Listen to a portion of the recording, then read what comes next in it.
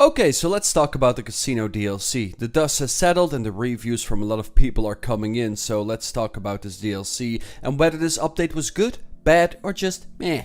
Now the thing is, with every DLC in the past, you couldn't really make a review after one day. For instance, the Smuggler's Run, Gun Running, Doomsday Heist and After Hours DLC had so many angles and content, and also locked away content to be drip fed later. But the sad fact is, every one of you can kinda give a verdict of this DLC after playing it roughly for 3 hours. And yes, I am aware that there's more content coming, it's mainly cars actually, and maybe more missions, but I am kinda looking at what is presented to us right now in this DLC, which I don't see changing that much. It's not like with After Hours where they had a terabyte with loads of awesome features stored away for later release. So, we got 5 different things. The casino, the penthouse, the casino missions, and a bunch of vehicles. But the 5th thing is something that's unrelated to the casino, but impacts the game more than anything that was added. And I'm going to discuss that lastly, and it really is a huge deal. So let's discuss the casino and the missions first. First of all, the casino itself. Having this place to hang out with your friends is legit really fun. Last night I was just playing with 2 friends over on Xbox, and for the first time in a long time we all had a good chuckle doing a wide variety of gambling activities inside of the casino. Now we exchanged laughs and we exchanged a few tears, and our friendship was tested because my friend Dave, aka the dear narrator, is 100% positive that the entire casino is rigged. Now I don't know whether this is true or not, what I can tell you is that the house seems to win quite often. Regardless of all of that, the casino is a fun addition to GTA Online and gives more to do. That is, if you can actually use the casino and it isn't banned in your country. Because if that is the case, well, this entire place is basically a massive museum where you can look at other people having fun, while all you can basically do is buy tokens every now and then and try and spend that in the casino store, which would 100% make this the worst DLC ever, even ranking below Beach Bums. I'm not even kidding. Imagine if you're unable to gamble. All you can do is grind a handful of missions over and over and get some tokens. Or just use the cashier once in a while to get some customization for your penthouse. But I've heard a number of people saying that they can't even buy tokens at the cashier because that's banned. It's pretty much useless except for it being an awesome place to have. Sure, you can get some new clothing items. Sure, you can get the penthouse customization. But the real star of this DLC is the entire casino. Definitely not the casino store, and also not the casino missions. So we are going to move on to the casino missions. All of these missions are pretty fun, but there is just 5 of them. Without the forced waiting time between them, you could literally finish all of them in an hour.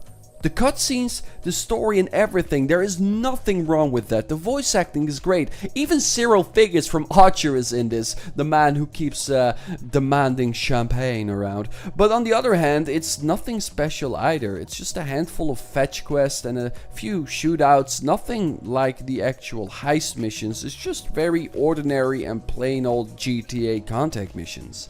So the casino and the casino missions are kinda the meat and bones of this entire DLC. And the unfortunate thing is, it's lacking longevity.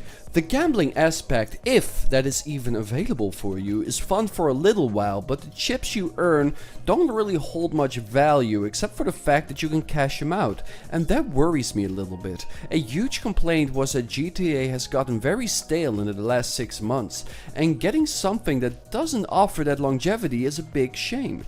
Now again, more missions can be added, but loads of leakers have already kind of confirmed that it won't be added.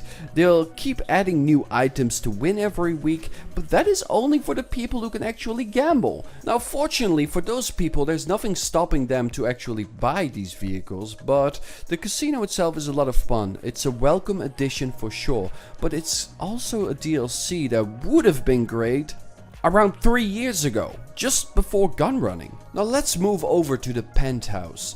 So it's quite simple. The penthouse is freaking awesome. It's huge, it's expensive, it has a load of features, and it's also quite useless. Look, at the end of the day, it's just an awesome place to have with loads of quicks, but like I said, it's also so useless. Besides granting you access to high limit tables and the story missions, you can also get a free haircut, organize an awkward get together, you can watch some of the movies that's been playing since launch, but besides all of that, there's nothing you can do except to show off. And that to me, that's kinda alright. Like, it's a penthouse inside a resort. What exactly do you expect it to do? And I guess there's booze everywhere. But the best thing about the penthouse by far is watching the damn war zone outside. This was me this morning. It's like a freaking war zone out there. Look at this shit, dude. Oh, what the hell is happening? There's a scramjet. There's red dots everywhere. Holy shit, dude. Oh, Rockstar, you've done a great job here. Like, I swear to God. Look at this. The cops are outside. There's people shooting. Absolute pandemonium. Yeah, this was always gonna happen. Who knew? We called it. We called it. Alright, let's get inside. Now we are moving on to the vehicles. And there again, it's more evident than ever that this DLC would have been way better back in the day. A lot of YouTubers like The Professional make the argument, no more military vehicles, no more futuristic stuff, and if you ask me a year or two ago, I would have agreed. Before I explain, I want to get out of the way that if you enjoy these sort of vehicles or specific vehicles from this DLC, you're gonna love them. There's absolutely nothing wrong with these vehicles they added. Collectors of vehicles are gonna have a lot of fun with them. However, this is GTA Online 2019, and the fact is, adding just super and sports cars and, well, ordinary vehicles is kinda useless. Everything is focused around free mode these days, and we all know what reigns supreme in these lobbies. Don't get me wrong, I'm not asking for a Mach 3 oppressor or anything that would overpower it, nor am I asking for a vehicle that would counter it. What I want to see is one or two vehicles that would be alternatives, and I don't care whether it's futuristic or not, because at the end of the day, there's already so much crazy stuff in the game that they won't get used less if Rockstar stops adding futuristic vehicles. Like this DLC, it's pretty much exactly what loads of YouTubers wanted. No more crazy stuff, no more futuristic stuff, and will this fix GTA Online? No. No, they added a thing that's great for races, great for collectors, and 100% needs to have a place in this DLC about luxury. But do any of these vehicles have any value in free mode in 2019? I don't think they do. Again, I don't want a vehicle that's stronger than the Mach 2 oppressor, and it sure as hell won't leave GTA Online. All I want is either a nerf for the Mach 2 and something that's a good alternative to get around the map easily. What we got and what we are getting after the drip feed is a bunch of vehicles that are pretty much out of place. In races they might be great, but in free mode, what GTA Online 2019 is all about, they are pretty much useless. And don't get me wrong, it sucks. I would have wanted it to be any other way, but that's not how it is. That's not the direction GTA Online went. Again, we are getting more vehicles, and for the people wanting the ordinary vehicles, they're gonna have a good time.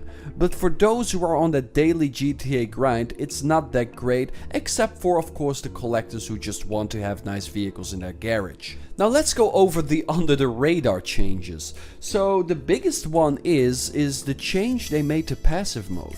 At long last, after pretty much years of outcry, they changed passive mode. I have no clue why it took this long, but when you are in a weaponized vehicle, no more passive mode for you.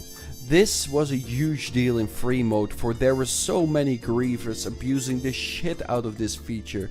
There is also a 2-minute timer on passive mode after you killed someone, so that's pretty much the end of the 1-0 griefers / tryhards. And that is probably the thing that will change GTA Online the most out of everything that we have gotten, and that is kinda sad to me. We've got a casino, a penthouse, casino missions, and all sorts of vehicles, but a simple overhaul of passive mode actually does more in the long run than all the content that was added. And all across the board, Rockstar has made some balancing tweaks. However, the biggest glitch out there, a God mode glitch, is still running rampant. And with everyone cluttering up inside and around the casino for at least one more week, there's no doubt you're gonna run into it once or twice. Okay, so let me give you the final verdict on this update as it is presented to us right now. I'm gonna rate this DLC by everything that has been given and changed so far, including the passive mode overhaul, and I'm gonna give 2 ratings. First of all, for all the people who can enjoy everything this DLC has to offer, I'm gonna give this a 6 out of 10.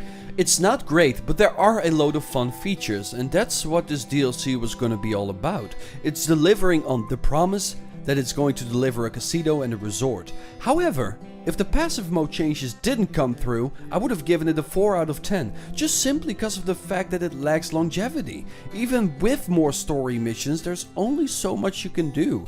The gambling is fun, the penthouse is great, but it won't hold in the long run, like for instance After Hours, which offers so much more. For those people who can't use the casino, I'm gonna give this a 2 out of 10. The passive mode changes are the only thing that's awesome, but the casino itself doesn't offer anything for them.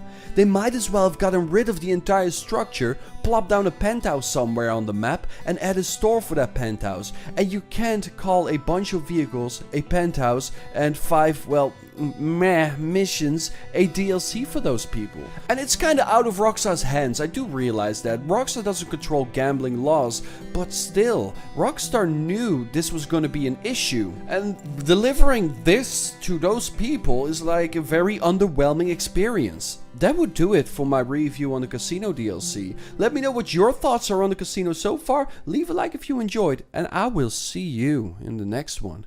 Peace out.